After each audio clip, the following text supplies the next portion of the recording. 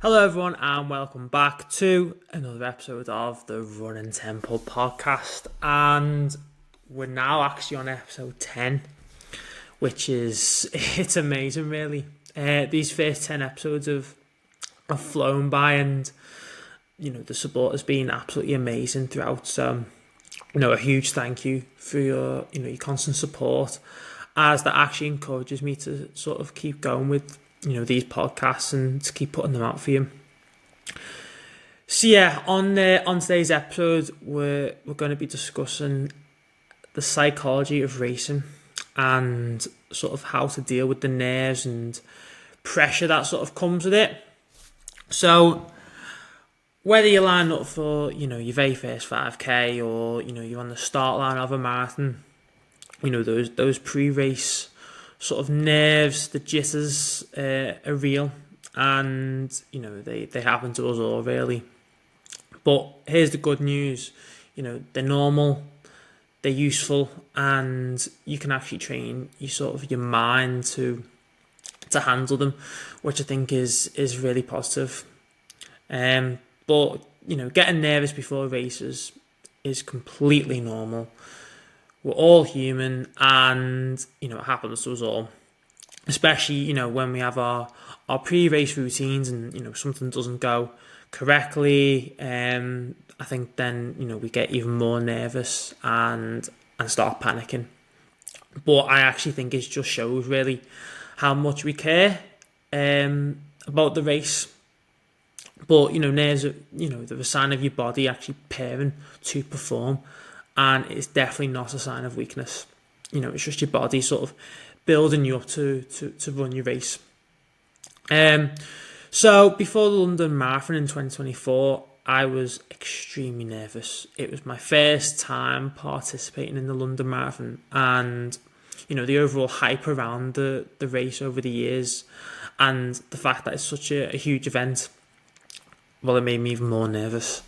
So I travelled down the Saturday. I genuinely felt sick, the whole way. I couldn't stop thinking about it, really, and I was just imagining what the race was actually going to be like.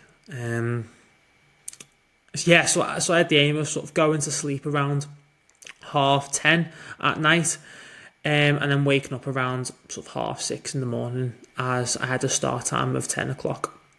Did I get any sleep?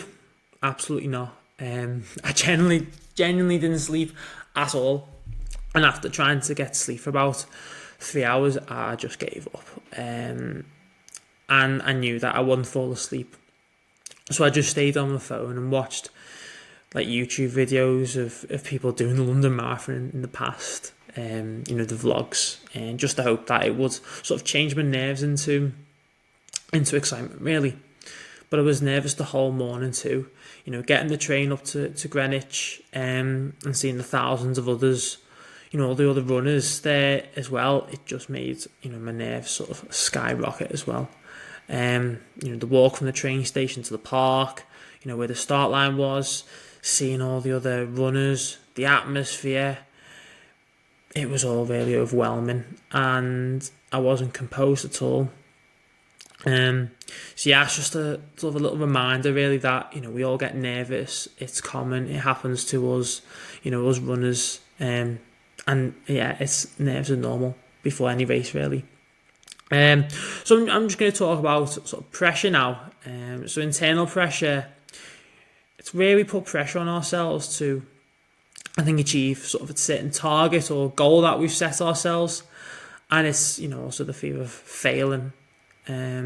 Originally during the build up to the marathon, I actually set myself a target at the start, which was 2 hours 45 minutes, which would, I think, is a 9-minute PB for my previous marathon. It was a big ask, but I thought due to the training that I was putting in, and that time was sort of fairly achievable, and realistic, really. However, I felt this pressure massively, and it was taking over my life, my training. I was scared to run the race as well, just in case I didn't get it, and I let myself down.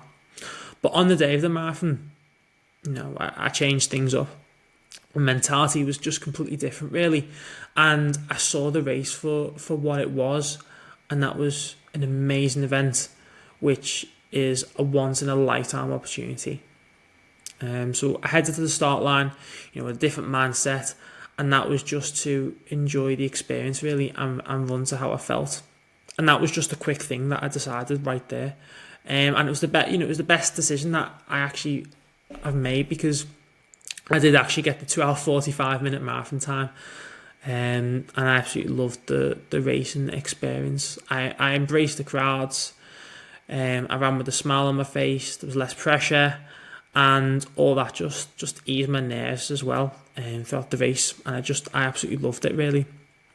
And yeah, taking the pressure off myself helped massively. I enjoyed the race 10 times more than what I probably would have. And obviously I exceeded my expectations by a mile, pardon the pun, with the time that I achieved. And to this day, it's still one of the best experiences that I've been a part of, really, and I'm so lucky. But I still get nervous before every race. They're not as bad as what they used to be, but it's common for each race for me to to get nervous, and that's just because of the whole build up, the event itself, and just sort of running the big distances, really. But if you do struggle with nerves and the pressure you put on yourself, then there are ways of dealing with that, and that I would recommend to try and ease the amount of nerves that you feel beforehand, such as sort of have confidence in the training that you've done. You've put in all this hard work, so have the belief that on the day your hard work will pay off, as your fitness will be there. You've done all the training over the weeks, you've done the miles, so on race day you will get through it. And if you're just doing a 5k race, then the other runners will help you get through that as well, as well as the adrenaline, really.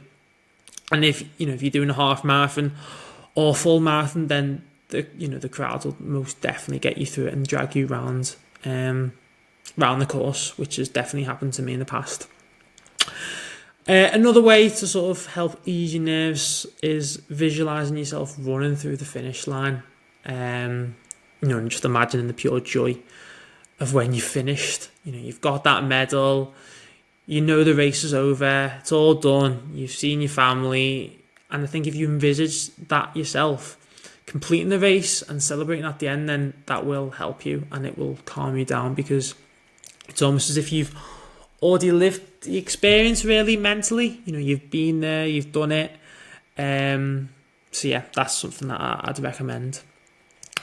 Steadying your breathing is another sort of way to help ease the nerves. Inhale for 5 seconds and then exhale for 5 seconds, and just repeat this process for a little bit, and fingers crossed it will help you. And I think this method will just help you calm down any nerves that you have. So yeah, having a pre-race ritual that you follow. Have a certain breakfast which will get you through the race, and lunch and dinner, if it's an evening race as well. I always have chicken and pasta the night before, and then a fruit smoothie the morning of the race. And after doing that for the races that I've done, I know it gets me through it, and it helps ease the nerves and any worries that I have. And by following this ritual each race, it will help ease those nerves as you're familiar with the process, really, before